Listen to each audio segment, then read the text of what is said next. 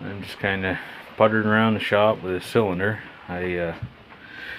Trying to get this here off. I've been hitting it with a chisel and a heavy hammer, and it ain't seem to be moving. So I mean, this thing here, it's all leaking fluid out through here, and when my bucket's up, and most of the time I always put it down, but if I ever leave my bucket up for any period of time with the tractor shut off, she just slowly creeps down, and this here seeps fluid out it. So yeah, see if I can get some. I might just have to take it into the shop and get them, take it apart and take some, see what the seals are. I mean, it probably hasn't been apart since the 70s, so, but I'm willing to admit defeat on this. But anyways, I got a rototiller I gotta get going for here spring and for our garden, and I gotta put a new primer bulb inside there. The lighting in the shed's terrible, but it's pretty damp outside. It's raining pretty good here now, so yeah, that's what I'm at today. Not really much going on, but I figure I'd post something anyway. If I see anything interesting or do anything interesting, I'll continue on. Take care, guys. I got bad lighting again, but got that off, but I ain't really sure how this part here comes out.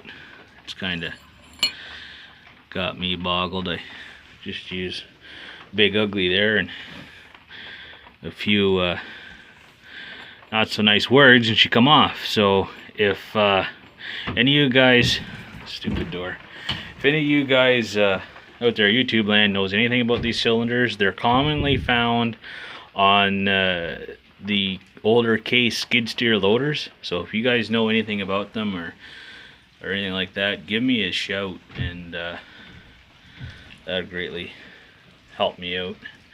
Because if I can get this apart, like I can do all the seals and everything myself. I've got all the other stuff down in the other shed to do so. But